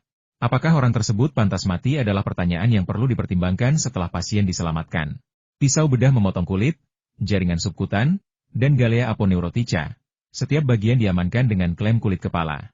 Karena tidak memiliki pisau bedah listrik untuk membekukan darah, Lin An menggunakan sumpit besi yang dipanaskan hingga merah di atas kompor untuk menghentikan pendarahan, sehingga ruangan dipenuhi bau terbakar. Setelah sayatan kulit kepala, lapisan jaringan longgar di bawah galea aponeurotica dipisahkan secara tumpul dan pangkal flap dibalik. Meskipun telah bertempur dalam banyak pertempuran, baik besar maupun kecil, dan telah merenggut banyak nyawa, Murong Feiyan merasa ngeri dengan tindakan Lin An. Ia terkejut, bertanya-tanya apakah Lin An berhati batu, dan tetap tenang sepanjang waktu. Mungkinkah ia benar-benar reinkarnasi seorang mania pembunuh? Meskipun Lin An memegang pisau bedah, ia tidak mencoba membunuh, melainkan menyelamatkan orang. Setelah berhasil memisahkan lapisan kulit kepala, tugas selanjutnya bahkan lebih berat bagi Murong Feiyan. Langkah selanjutnya adalah membuka tengkorak. Pisau bedah memotong sepanjang sisi dalam sayatan untuk memisahkan periosteum. Meskipun Lin An memiliki seperangkat instrumen bedah yang diberikan kepadanya oleh Li Yifeng, instrumen tersebut tidak lengkap dan tidak termasuk bor kraniotomi. Oleh karena itu, ia hanya dapat menggunakan palu dan pahat untuk membuka tengkorak. Kedua alat ini bukanlah peralatan profesional dan memang agak primitif. Murong Feiyan tak pernah membayangkan Lin An akan menggunakan cara brutal dan sebrutal itu untuk membuka tengkorak itu. Mendengar suara bola pingpong beradu dan menyaksikan konsentrasinya yang intens, bak tukang batu yang berdedikasi, wajah Murong Feiyan memucat. Bukan karena khawatir pada pasiennya, melainkan ngeri atas tindakan Lin An. Siapa yang berani bilang dia bukan iblis yang berinkarnasi? Dia tidak menyelamatkan siapapun, dia membunuh mereka. Murong Feiyan sudah membayangkan konsekuensi yang mungkin terjadi. Putra kedua keluarga Wan pasti sudah mati, dan ratusan orang di kediaman Wan akan menghabisi mereka. Ia menarik napas dalam-dalam, seolah siap melarikan diri kapan saja. Suara dentingan di dalam membuat keluarga pasien yang menunggu di luar ketakutan. Suara itu jelas seperti palu yang memukul pahat. Mungkinkah dokter bermargalin benar-benar ingin menggunakan metode ini untuk melubangi kepala tuan muda kedua?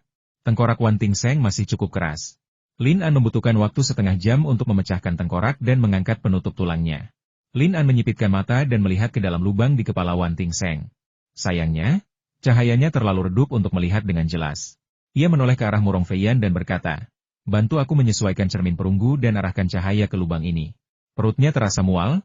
Keringat mengucur deras di sekujur tubuhnya yang ramping. Ia ingin muntah, tetapi ia tak bisa muntah sekarang, atau muntahannya akan masuk ke kepala Wan Tingseng. Ia menatap Lin An lagi. Tangannya berlumuran darah, bak iblis haus darah. Tatapannya jatuh ke kepala Wan Tingseng. Ya Tuhan! Ada lubang berdarah di kepalanya, sebesar kepalan tangan. Lin An? Oh Lin An! Apa kau benar-benar menjual semangka? Buka dulu untuk melihat kualitasnya? Murong Feiyan kembali memejamkan mata ketakutan. Melihat ketidakpeduliannya, Lin An tak kuasa menahan diri untuk mengingatkannya lagi. Hei, aku butuh cahaya. Bisakah kau membantuku? Pinjamkan aku sedikit cahaya. Pinjamkan aku sedikit cahaya. Akhirnya, Murong Feiyan bereaksi dan tertatih-tatih meraih cermin perunggu itu. Ia akhirnya memfokuskan cahayanya pada lubang berdarah di kepala Wan Tingseng. Meskipun biasanya ia pemberani dan telah membunuh banyak penjahat dalam hukumannya atas kejahatan dan pemusnahan para pengkhianat, ia tak berani melihatnya lebih dekat apapun yang terjadi. Lin An memandang Wan Tingseng, yang imajinasinya terbuka lebar, dan memang melihat hematoma itu. Ia berkata dengan gembira, itu memang hematoma epidural. Untungnya, itu tidak serius. Murong Feiyan mendesah dalam hati. Ia tak mengerti apa arti hematoma epidural. Bukankah otak seharusnya keras? Otak siapa yang lunak? Sekarang putra kedua keluarga Wan mengalami lubang berdarah besar di kepalanya. Apa yang harus ia lakukan? Lin An memeriksa kerusakan otak Wan Tingseng menggunakan laser dan memastikan bahwa memar dan hematoma subdural tidak terkait. Ia seharusnya bisa segera sadar. Namun, dilihat dari lokasi hematoma, cedera yang hampir fatal ini tidak ada hubungannya dengan dirinya. Ia telah memukul dahinya dengan tongkat, tetapi hematoma terletak di sisi temporal. Sepertinya ada orang lain selain dirinya yang telah memukul kepalanya dengan tongkat. Seberapa dibencinya tuan muda kedua keluarga Wan? Ia memiliki begitu banyak musuh di keluarganya sendiri. Tapi siapakah orang yang memanfaatkan kesempatan untuk berbuat jahat padanya? Tugas selanjutnya adalah mengangkat hematoma dan menghentikan pendarahan sepenuhnya. Karena kurangnya peralatan bedah modern seperti aspirator, kesulitan dan waktu operasi tentu saja meningkat pesat, tetapi hal ini bukan masalah bagi Lin An. Lin An memperhatikan tanda-tanda vital pasien secara menyeluruh selama operasi. Ia menemukan bahwa seharusnya tidak ada perbedaan dalam struktur anatomi, tetapi orang-orang di benua ini tampaknya memiliki toleransi dan vitalitas yang lebih kuat daripada orang-orang di dunia sebelumnya. Setelah hematoma berhasil dibersihkan dan pendarahan berhenti, Lin An mulai menjahit. Flap tulang yang terlepas tidak diposisikan ulang untuk menghindari infeksi sekunder. Setelah menyelesaikan penjahitan terakhir, Lin An menghela napas lega dan menoleh ke arah Murong Feiyan, yang sedang membantunya. Wajah cantiknya pucat pasi, jelas terguncang oleh operasi berdarah. Lin An tersenyum dan berkata, "Tidak apa-apa." Murong Feiyan mengangguk, lalu tiba-tiba merasa ingin muntah. Ia berbalik dan berlari keluar. Lin An mencuci darah dari tangannya di baskom tembaga dan menatap Wan Tingseng yang terbaring di tempat tidur. Meskipun ia belum sadar, napasnya teratur dan denyut nadinya stabil. Operasi hari ini berhasil. Ketika mereka sampai di luar, keluarga Wan bergegas menghampiri dan mengepung Lin An. Wan Boping bertanya, "Apa yang terjadi pada putraku?" Lin An berkata, "Hematoma di otaknya telah diangkat. Dia akan pulih perlahan." Ia mengangkat benda putih di tangannya. Itu adalah potongan tengkorak yang telah ia congkel dari kepala Wan Tingseng. Ketika orang-orang di sekitar melihat tengkorak itu, kebanyakan dari mereka menutup mulut dan berlari keluar. Lin An sengaja membuat mereka jijik. Wan Boping memiliki kualitas mental terbaik di antara keluarga Wan. Meskipun kaya namun tidak baik hati, ia memiliki sikap bak jenderal besar di saat-saat genting. Di era seperti itu, jarang ada orang yang berani membiarkan pemuda asing melakukan kraniotomi pada putra kesayangannya. Hal ini tentu berkaitan dengan kondisi kritis Wan Tingseng. Jika Lin An tidak turun tangan, ia pasti akan meninggal. Gagasan untuk mencoba segala cara memainkan peran penting dalam hal ini.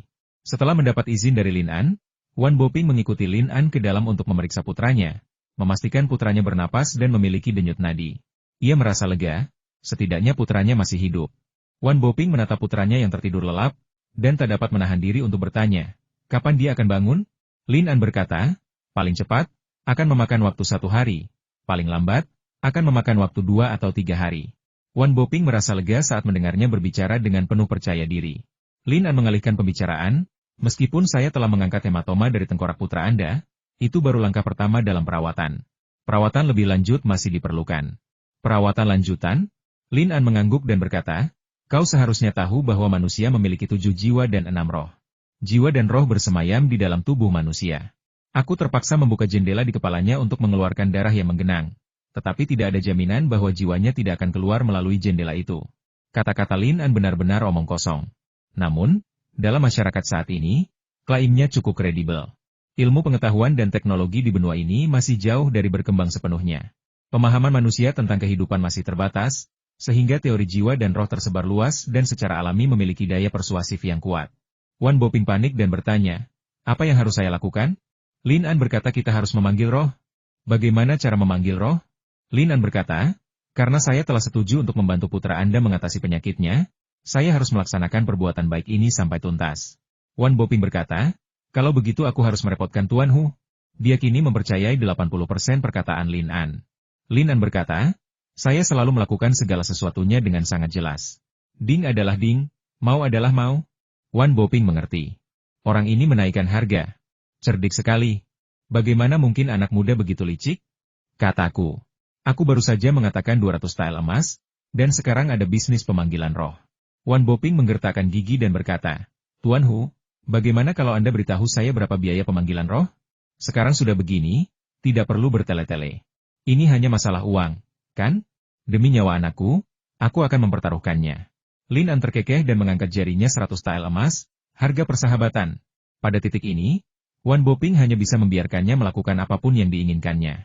Ia berpikir getir, apapun yang terjadi, aku akan menyetujui permintaanmu dulu.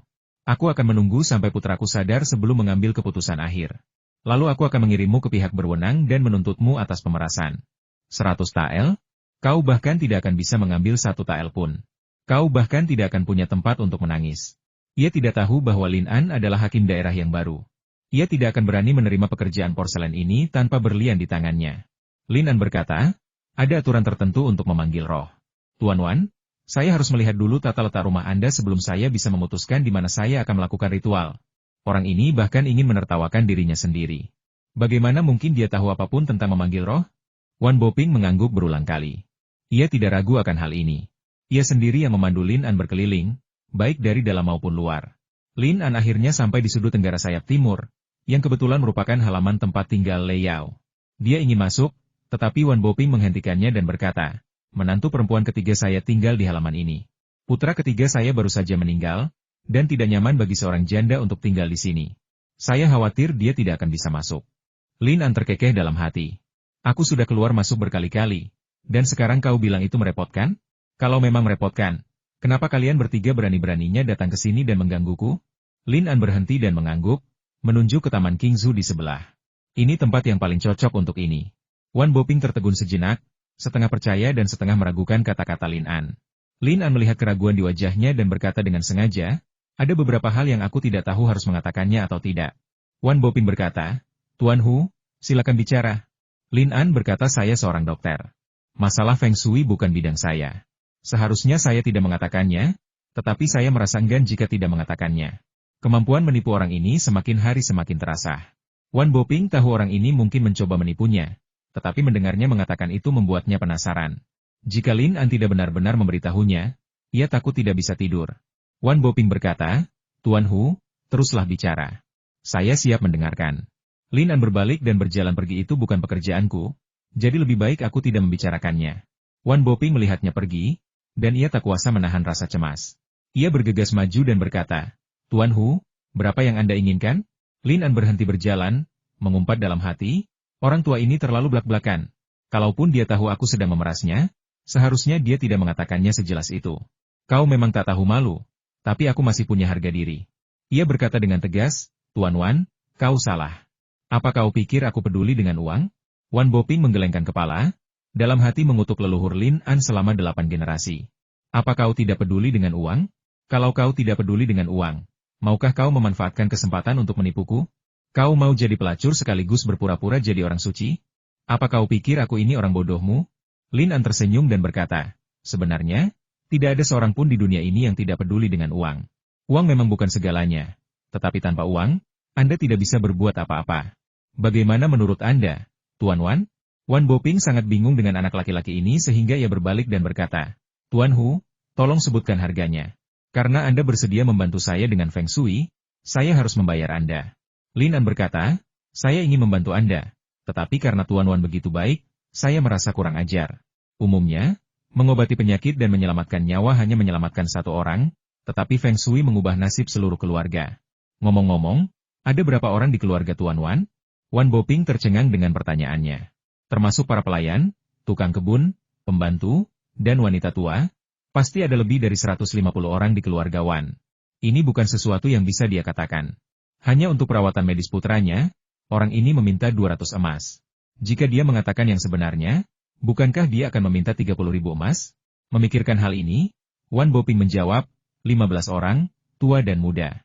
Ini adalah jumlah yang tidak termasuk semua pelayan. Lin An berkata, maksudku termasuk para pelayan dan dayang. Wan Boping berkata, jumlahnya pasti lebih dari 150 orang. Tak ada gunanya berbasa-basi. Ia sudah menduga orang ini takkan tertipu. Ia khawatir.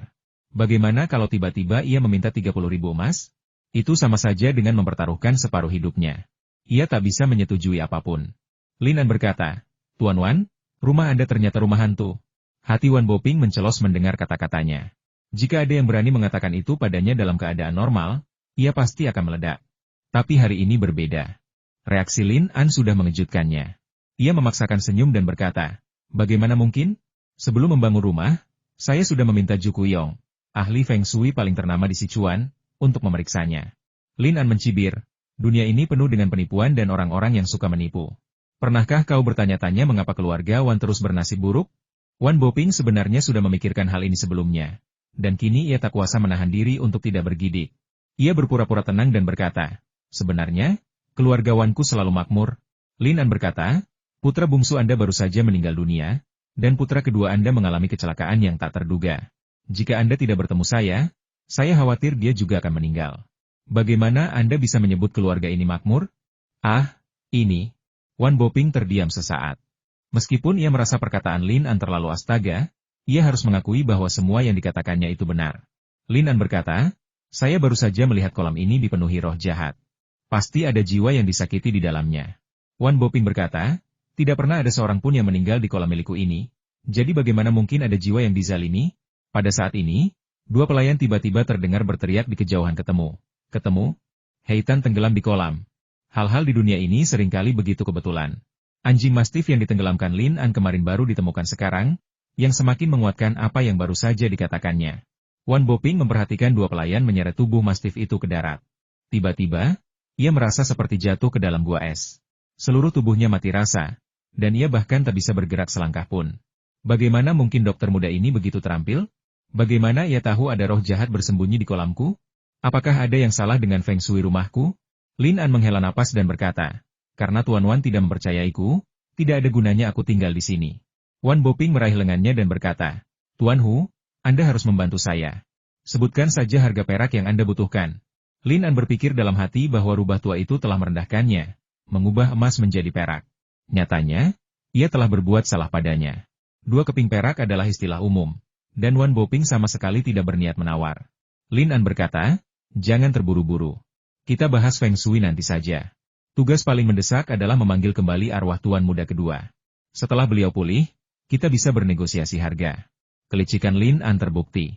Ia menggunakan strategi maju secara bertahap, menjebak Wan Boping, si rubah tua, semakin dalam. Bahkan jika ia meminta uang kepada Wan Boping sekarang, lelaki tua itu pasti enggan. Menunggu putra keduanya bangun akan menjadi bukti nyata keahlian medisnya. Dengan begitu, seluruh keluarga Wan pasti akan memujanya bak dewa. Lalu, Berdiskusi Feng Shui dengannya dan membantunya menangkal bencana akan mudah. Kurasa harganya tidak akan jadi masalah baginya. Ini seperti jual beli barang murah. Pertama, lemparkan umpannya. Aku tidak terburu-buru menarik kailnya. Aku hanya menunggumu, si ikan besar, untuk menarik umpannya. Saat senja, Wan Tingseng masih belum bangun, tetapi detak jantungnya masih bernapas, menandakan ia belum meninggal. Keluarga Wan perlahan kehilangan kesabaran. Putra tertua, Wan Tingchang, adalah yang paling lantang di antara mereka, menuduh Lin An sebagai penipu dan menyarankan agar ia diserahkan kepada pihak berwenang. Pada hari itu, keluarga Wan mengatur agar Lin An beristirahat di Taman Qingzu yang telah ditentukan olehnya. Taman ini dulunya adalah tempat Wan Boping bermain catur dan minum teh. Jika Lin An tidak menentukannya, ia tidak akan mengatur agar para tamu menginap di sana. Khawatir keluarga Wan akan mencelakai Lin An, Murong Feiyan dan Liang Dazuang tidak berani pergi. Mereka tetap di sisi Lin An, dan Murong Feiyan siap melindunginya dan menyerang kapan saja. Meskipun berada di tengah badai, Lin An tetap tenang dan kalem. Ia memesan 1 meja penuh hidangan lezat dan 2 kendi anggur berkualitas, yang ia bawa ke pavilion tepi air di taman belakang. Ia kemudian berpesta dengan nyaman. Bahkan Liang Dazuang, si rakus, merasa sedikit kurang nafsu makan. Meskipun hidangan di hadapannya menggiurkan, ia melihat sekeliling dan bertanya dengan hati-hati, "Tuan muda, dengan lubang sebesar itu di kepalanya, bagaimana mungkin ia bisa selamat?" Lin An tersenyum dan berkata, "Tidak percaya? Kalau begitu, biar aku bantu kamu memikirkannya." Liang Dazuang mundur ketakutan. "Tuan muda, sebaiknya kau penggal kepalaku." Murong Feiyan duduk di pinggir, memandangi kolam dari kejauhan. Ia sama sekali tidak tertarik dengan hidangan lezat di atas meja. Ia telah mengikuti operasi otak Lin An seharian. Lin An telah merusak selera makannya selama beberapa hari terakhir. Ia sama sekali tidak berselera makan. Ketika ia memikirkan adegan berdarah itu, ia ingin muntah. Lin An membawa sepiring kue teratai ke sisinya dan menyentuh bahunya dengan lembut. Bulu mata hitam panjang Murong Feiyan berkedip, lalu ia menggelengkan kepalanya. "Aku tidak mau memakannya." Lin An tahu bahwa Murong Feiyan pasti mual setelah operasi itu. Ia tersenyum dan berkata, "Manusia terbuat dari besi, dan nasi terbuat dari baja. Jika kau melewatkan makan, kau akan lapar. Kau harus belajar menghargai hidup." Akhirnya, tatapan mata Murong Feiyan tertuju pada wajah Lin An. "Katakan padaku, apa rencanamu?" Ia merasa Lin An tidak akan datang ke rumah Wan Tingseng begitu saja untuk mengobatinya tanpa alasan yang jelas. Masalah ini pasti lebih rumit dari itu, pasti ada sesuatu yang lebih penting. Lin An melihat sekeliling dan berkata, "Apa lagi yang bisa kita lakukan? Apa yang paling kita butuhkan saat ini?" Murong Feiyan menggelengkan kepalanya. Ia merasa tidak ada yang terlewat. Liang Dazuang datang dan berkata, "Perak."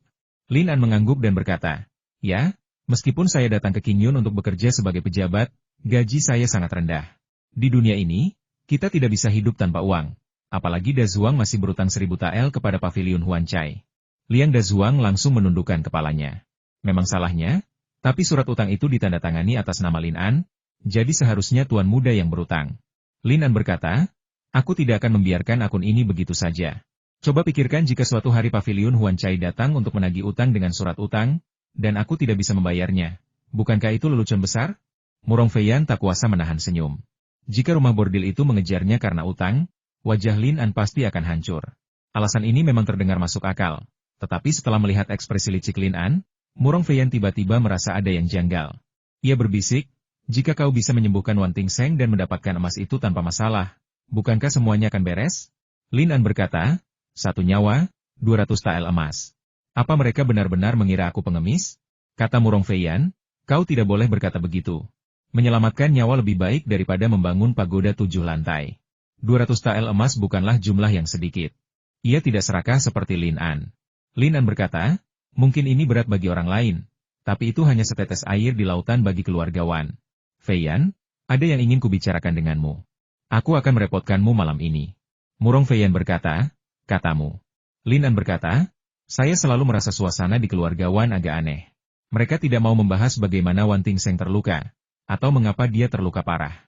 Seluruh keluarga sangat merahasiakannya. Saya telah berhasil mengangkat tumor darah dari otaknya. Hanya masalah waktu sebelum dia sadar. Saya hanya khawatir ada yang tidak menginginkannya bertahan hidup." Murong Feiyan mengerti maksud Lin An dan mengangguk, lalu berkata, "Katakan padaku apa pendapatmu." Lin An berkata, "Dazuang akan bertanggung jawab atas perawatan di samping tempat tidur malam ini. Segera laporkan setiap perubahan kondisinya kepadaku. Kau akan melindunginya dalam kegelapan. Jika ada yang berani menyakiti Wan Tingseng, kau harus segera mengidentifikasi mereka. Murong Feiyan bertanya, apa yang sedang kamu lakukan? Lin An tertawa dan berkata, saya bertanggung jawab untuk tinggal di sini untuk memanggil roh. Murong Feiyan menatapnya dengan ragu. Dia sudah mengenal Lin An begitu lama, jadi bagaimana mungkin dia tidak tahu bahwa dia juga memiliki kemampuan memanggil roh? Lin An berkata, selama Wan Tingseng tertidur, kita tidak akan dibayar. Jadi, semua orang harus mengisi perut, bergembira, dan mengerjakan tugas selanjutnya dengan baik. Wan Boping muncul dari kamar putranya. Meskipun putranya masih tertidur, ia tampak tidur nyenyak, dan ekspresinya jauh lebih damai. Saat ia melangkah keluar pintu, putra sulungnya, Wan Tingchang, menghampiri dan berbisik, ayah, bagaimana kabar Tingseng? Wan Boping berkata, dia tertidur. Wan Tingchang berkata, kudengar orang-orang mereka akan menjaga Tingseng malam ini, dan anggota keluarga kita tidak bisa mendekat? Wan Boping mengangguk dan berkata, ya. Wan Tingchang berkata, ayah, apa ayah akan membiarkan orang bermargalin ini berbuat sesuka hatinya? Kata lakukan sesuka hatinya sangat cocok untuk Lin An, karena marganya adalah Hu. Wan Boping berkata, setidaknya Tingseng masih hidup. Pernyataan tunggal ini mengungkapkan perasaannya yang sebenarnya. Sebelum Lin An tiba, Wan Boping sudah mulai mempersiapkan pemakaman putra keduanya. Para dokter dari berbagai tingkatan di Kabupaten Qingyun telah menyimpulkan bahwa kematian putranya tidak dapat diselamatkan. Meskipun metode perawatan Lin An aneh, termasuk pukulan di kepala putranya, yang menciptakan jendela seukuran cangkir, putranya masih hidup. Menurut Lin An, selama ia sadar kembali, tidak akan terjadi hal serius. Penemuan mayat anjing mastif di kolam sore itu semakin menegaskan keakuratan Lin An. Meskipun muda, pria ini bukan orang biasa. Jika Wan Boping awalnya skeptis terhadap Lin An, kini ia mempercayainya 80%, dan keyakinannya pada apa yang disebut pemanggilan roh semakin teguh. Wan Tingchang berkata, ayah, jika ini terus berlanjut, Tingseng akan berada dalam bahaya besar. Wan Boping memelototinya dan berkata, omong kosong apa yang kau bicarakan? Hidup atau mati saudaramu tidak pasti, dan kau bahkan tidak tahu bagaimana cara mendoakannya, tapi kau bicara omong kosong. Kau hanya bicara omong kosong. Wan Tingchang menundukkan kepalanya ketakutan. Ayah, bukan itu maksudku. Tingseng adalah saudaraku, dan semua orang tahu bahwa aku peduli padanya. Ekspresi Wan Boping sedikit mereda ketika mendengarnya mengatakan ini. Ia mengangguk dan berkata, ini rumah kita, ini Qingyun. Maafkan dia karena tidak melakukan hal yang tidak pantas, kecuali dia benar-benar ingin mati. Wan Tingchang menghela napas, mengetahui bahwa ayahnya telah mempercayai Lin An dan akan sulit baginya untuk mengubah keputusannya. Wan Boping berkata, tadi malam, seorang pembantu dan seorang pelayan hilang dari rumah kami. Aku curiga ini ada hubungannya dengan luka saudara keduamu. Kirim seseorang untuk segera menemukan mereka. Pastikan kedua pembantu ini kembali kepadaku. Ya. Saat malam tiba, pencarian Lin An untuk memanggil roh resmi dimulai. Dengan menyamar sebagai pemanggil roh, ia berperan sebagai pejabat yang berkuasa. Pertama-tama ia memeriksa kondisi Wan Tingseng, lalu mulai menjelajahi kediaman Wan, dimulai dari kediaman Wan Boping dan mengunjungi setiap rumah. Wan Boping juga memberikan kerja sama maksimal, didampingi oleh kepala pelayannya, Wan Changchun, untuk memberikan kenyamanan maksimal bagi Lin An. Lin An meminta semua orang untuk tetap di dalam kamar dan tidak keluar sesuka hati. Ia berpura-pura menjadi hantu dan mencari kesana kemari. Sesampainya di rumah Wan Tingchang, ia sengaja membuat masalah selama 1 jam, membuat Wan Tingchang sengsara. Lin An akhirnya tiba di halaman tempat tinggal Lei Yao. Jika di waktu lain, orang asing yang masuk sembarangan ke rumah seorang janda di tengah malam pasti akan dicurigai. Tapi sekarang, tak seorang pun akan meragukan motif Lin An yang sebenarnya. Betapa liciknya dia. Dia telah melakukan begitu banyak persiapan sebelumnya, dan puncaknya justru di sini. Mengetuk pintu seorang janda dan menggali kuburan orang mati. Ini adalah tindakan amoral yang dibenci manusia dan dewa. Lin An tidak setuju. Ia mengetuk pintu janda itu untuk menyelamatkan janda muda itu dari api. Keluarga Wan sudah cukup jahat, dan apa yang dilakukannya adalah perbuatan baik demi keadilan. Tepat ketika Lin An hendak masuk, ia melihat 2 orang muncul dari halaman. Salah satunya adalah seseorang yang pernah dilihatnya sebelumnya, Nyonya Wan, ditemani oleh pelayan pribadinya. Nyonya Wan mengatakan sesuatu kepada pelayan itu saat ia meninggalkan rumah. Ketika ia mendongak dan melihat Lin An dan Lin Changchun mendekat, ia tampak sedikit gugup, matanya melirik ke belakang, tidak berani menatap mata Lin An. Lin An tertawa dan berkata, Nyonya Wan, Anda mau pergi kemana selarut ini? Wan Changchun tertawa dalam hati, berpikir bahwa orang seperti Lin An jarang ada di dunia ini.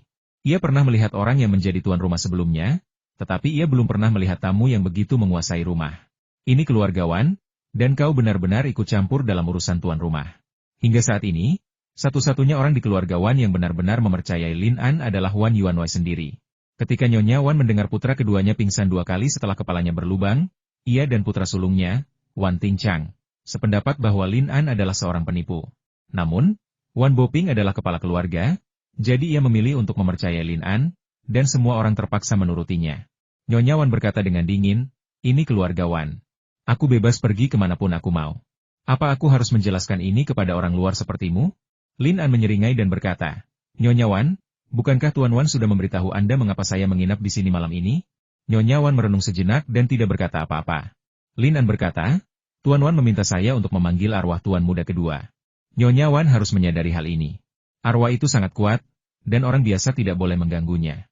Saya sudah berulang kali memperingatkan semua orang untuk tetap di kamar masing-masing setelah gelap. Mengapa Nyonya tidak mendengarkan? Jika saya mengganggu arwah Tuan muda kedua dan membuatnya tertidur selamanya, apakah Anda sanggup?" Langkah Lin An sangat cerdik, menuduh Nyonya Wan dengan begitu berat. Hanya dengan menyerang terlebih dahulu dan mengejutkannya, ia dapat mencegahnya mencurigai motifnya. Meskipun Nyonya Wan tidak puas, kata-kata Lin An membuatnya tidak punya cara untuk membantahnya. Ia mendengus dingin dan pergi. Melihat Nyonya Wan dan pelayannya pergi, Lin An menggelengkan kepala dan berkata, "Jika kita benar-benar mengganggu arwah Tuan muda kedua, itu akan menjadi bencana." Saat itu, ia tiba-tiba menunjuk ke arah tenggara dan berbisik, "Mau kemana?" Wan Changchun melihat ke arah yang ditunjuknya. Tak melihat apa-apa, ia mengerjap keras, tetapi tetap tak melihat apa-apa.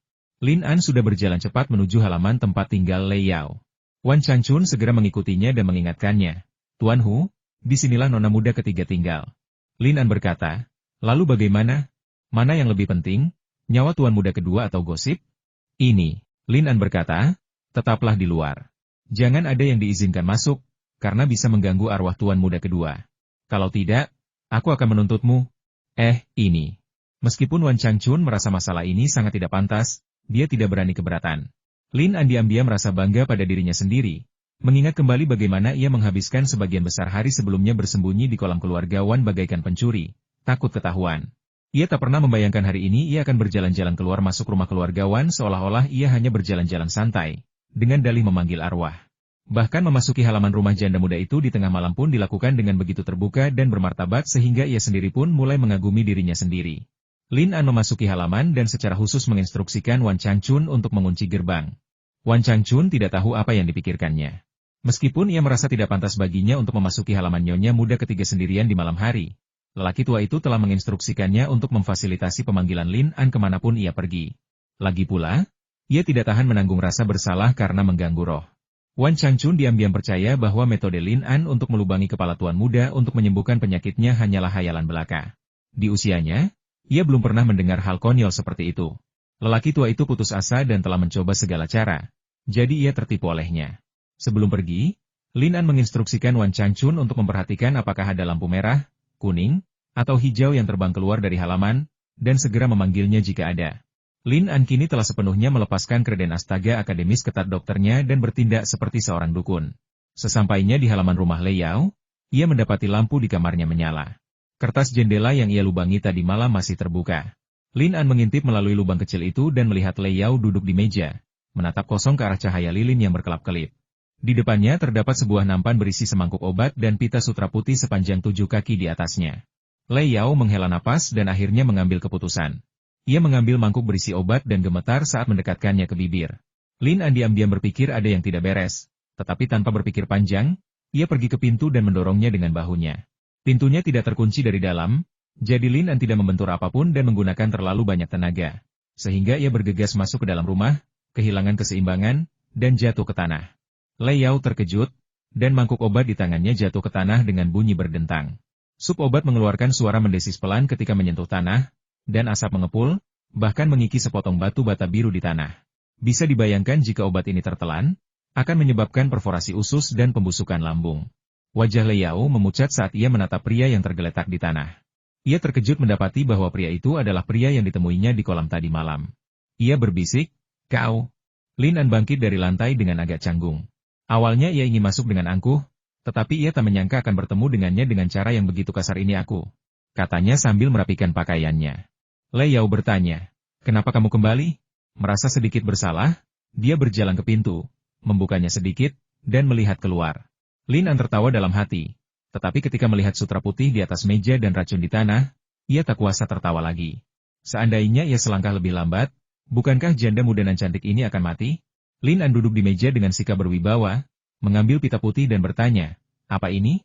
Lei Yao menghampirinya dengan bingung dan mendesaknya, cepat pergi. Kalau ada yang menemukanmu di kamarku, kau takkan bisa membersihkan diri bahkan jika kau terjun ke Sungai Kuning. Lin An mengangkat pita sutra putih di tangannya dan berkata, kamu tidak takut mati, tetapi kamu takut dengan apa yang dikatakan orang lain? Lei Yao, yang tiba-tiba menemukan keberanian, meraih Bailan dan berkata, bukan urusanmu mencampuri urusanku. Lin An menatap wajah cantik Lei Yao dengan perasaan campur aduk antara cinta dan kasihan. Ia menyadari bahwa ia tak punya penolakan terhadap wanita cantik. Ia menghela napas dan berkata, aku memang tak ingin peduli padamu, tapi aku tak suka berutang budi pada orang lain. Kau menyelamatkanku dari masalah tadi malam, dan aku berutang budi padamu.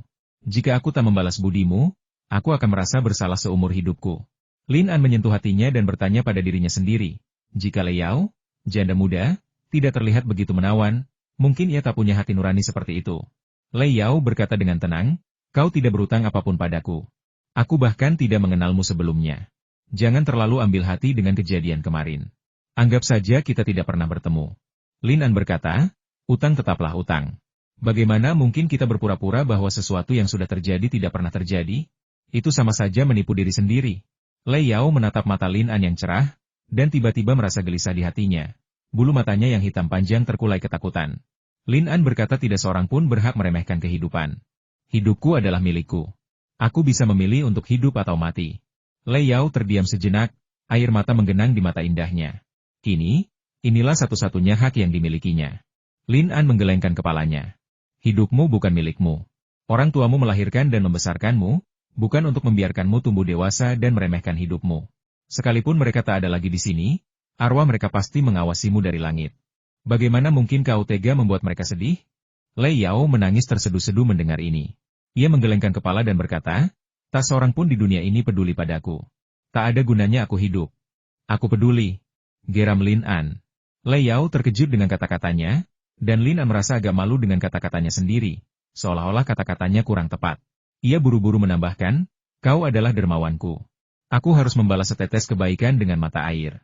Aku pasti akan membantumu keluar dari lautan penderitaan ini.